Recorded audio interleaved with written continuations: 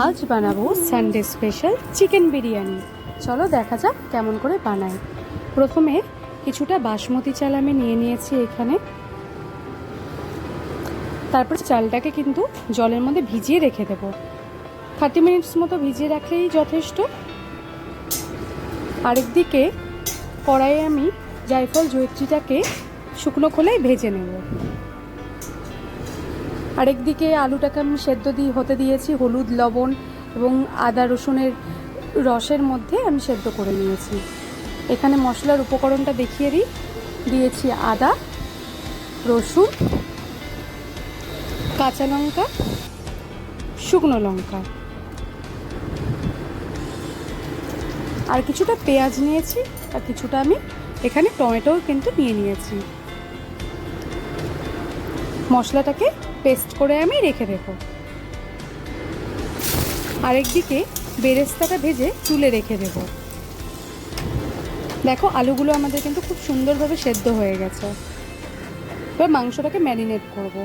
ম্যারিনেটে দিয়েছি মশলা, দিয়েছি লবণ, হলুদ আর দিয়েছি বিরিয়ানি মশলা।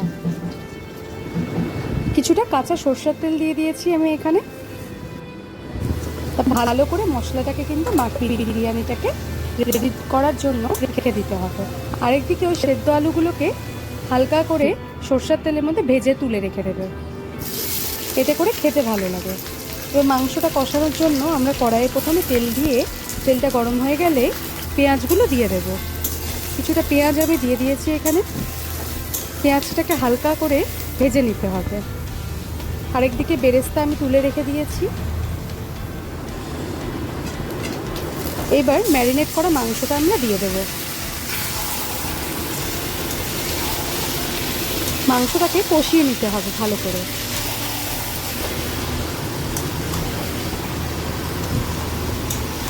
এই বিরিয়ানিটা কিন্তু খুব টেস্টফুল হয়, একবার বাড়িতে অবশ্যই ট্রাই করে দেখবে।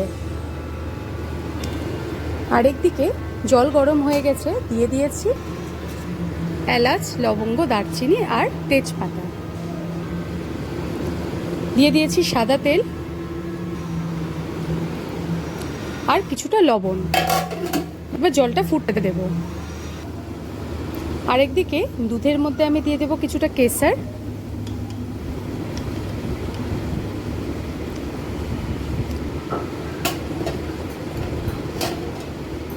রংটা ছাড়া পর্যন্ত আমাদের কিন্তু এইদিকে সমস্ত কিছু রেডি করে রেখে দিতে হবে। চালটাও আমি ছেড়ে দিয়েছি। চালটা কিন্তু আমরা 80% সেদ্ধ করে নেব। আরেকদিকে আমাদের মাংস কষানোও কিন্তু চলছে। ঢেকে দিয়েছি দুটোকেই। এবার কষা হয়ে গেলে হালকা হালকা দিয়ে দেব ধনে গুঁড়ো, গোলমরিচের গুঁড়ো, জিরে গুঁড়ো। এবারে হালকা হালকা করে কষিয়ে নিতে হবে। দেখো রংটা ছেড়ে দিয়েছে। এবার দিয়ে দেব গোলাপ জল, কেওড়া জল আমি 2 চামচ করে দিয়েছি, আর মিঠা আতর।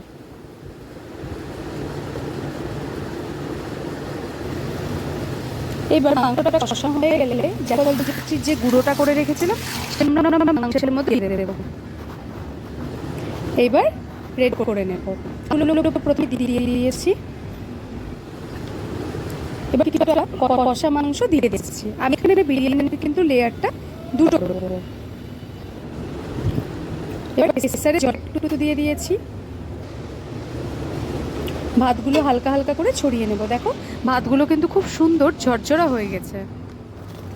এবার দিয়ে দেব বিরিয়ানি মশলা, বেরেস্তা,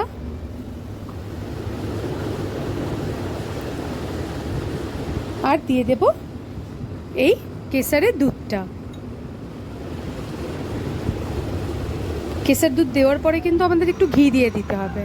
তারপরে আবারও মাংস কষাগুলো দিয়ে দেব। তার উপরে আরও কিছুটা ভাত দিয়ে দেব। যেহেতু দুটো লেয়ার হবে তাই আবারও সেম কাজটাই কিন্তু আমরা করব। ওপরে বেরেস্তা দিয়ে,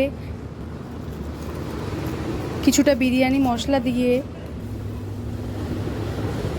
কিছুটা ঘি দিয়ে দিতে হবে। দেখো রেডি। এবারে কিন্তু আমরা মুখটা উল্টো করে বসিয়ে দেব। একটা এখানে আমি কাঠ নিয়েছি, কাঠের ওপরে কিন্তু মুখটা বন্ধ করে দিয়ে একটা শিলনোড়া চাপিয়ে দিয়েছি। এতে করে ধুয়োটা কিন্তু বাইরে বেরোবে না। 15 মিনিট মতো রেখে দিলেই কিন্তু আমাদের রেডি চিকেন বিরিয়ানি। বাড়িতে অবশ্যই ট্রাই করবে, দারুণ টেস্টি হয়। Thank you.